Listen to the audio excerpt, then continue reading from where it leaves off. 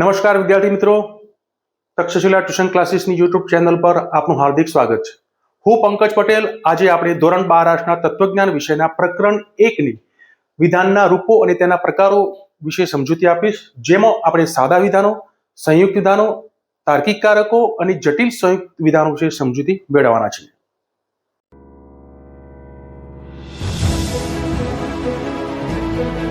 નમસ્કાર મિત્રો, આજે આપણે વિધાનના રૂપો અને તેના પ્રકારોમાં સૌ પ્રથમ જે ધોરણ 11 ની અંદર આપણે તત્વજ્ઞાનમાં આપણે જે માહિતી મેળવી છે કે તર્કશાસ્ત્રને આપણે પ્રાતિક તર્કશાસ્ત્ર તરીકે પણ ઓળખીએ છીએ.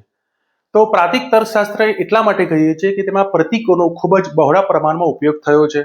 પ્રતીકોના ઉપયોગને કારણે આપણે જે દલીલો છે એની તટસ્થ રીતે અને ખૂબ જ સંક્ષિપ્ત રીતે આપણે રજૂઆત કરી શકીએ છીએ.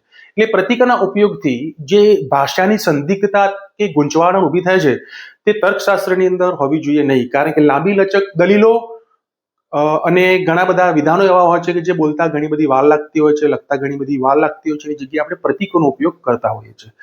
તો સૌ પ્રથમ આપણે આ પ્રસ્તુત પ્રકરણની અંદર સંયુક્ત વિધાનો, સાદા વિધાનો, તાર્કિક કારકો, વિધાન પરક અચલો, વિધાન પરક પરિવર્તીઓ, જટિલ સંયુક્ત વિધાનના પ્રકારો, જટિલ સંયુક્ત વિધાનોનું સત્યતા મૂલ્ય કઈ રીતે નક્કી થાય છે, સત્યતા કોઠા દ્વારા એની રીત કયા પ્રકારની છે, આ તમામ માહિતી આપણે આ પ્રકરણની અંદર આપણે આપવાના છીએ.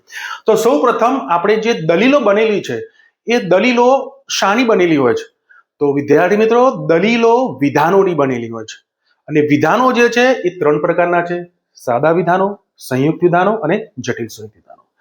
જેમાં સાદા વિધાન એટલે જે વિધાનમાં બીજા કોઈ પણ વિધાનનો સમાવેશ થતો ન હોય તેને સાદું વિધાન કહે છે. દાખલા તરીકે ઐશ્વર્ય રાય સુંદર છે, તો આ વિધાન એ સાદું વિધાન છે. તાજમહેલ સુંદર છે, ભારત એક લોકશાહી દેશ છે, સૂર્ય પૂર્વમાં ઉગે છે, અજય ભણે છે, રામ લખે છે, હેતવી રમે છે.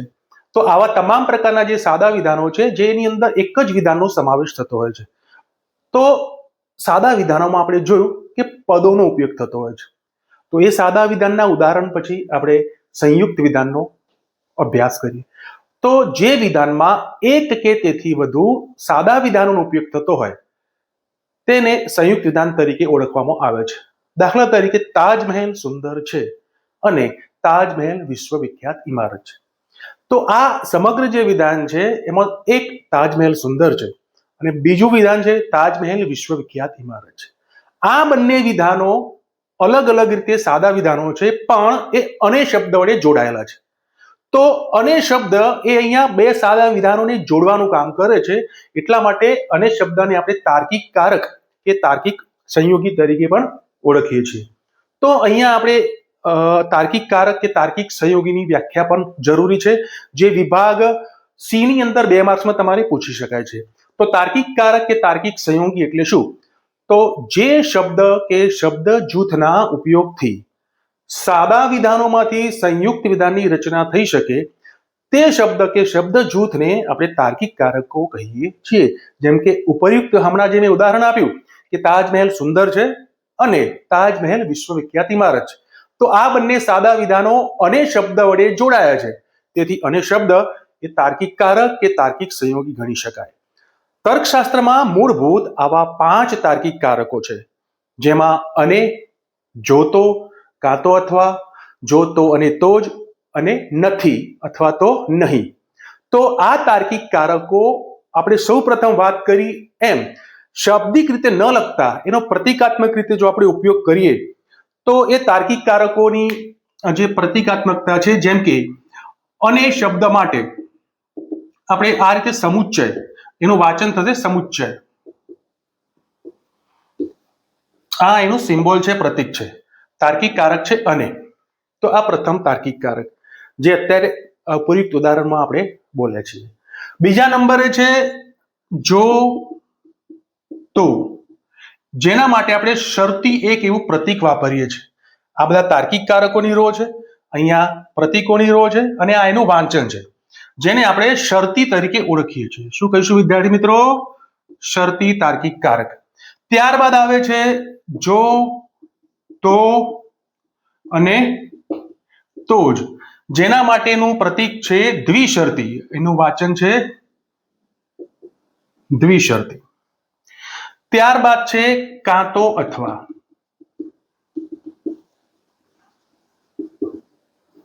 જેના માટેનું પ્રતીક છે વિકલ્પન, એનું વાચન છે વિકલ્પન. ત્યારબાદ એક તાર્કિક કારક છે કે જે એકમુખી તાર્કિક કારક છે, જેને આપણે નથી અથવા તો નહીં એ રીતે આપણે ઓળખીશું, જેનું પ્રતીક છે સર્પાકાર ચિહ્ન, જેને આપણે નિષેધ તરીકે ઓળખીએ છીએ.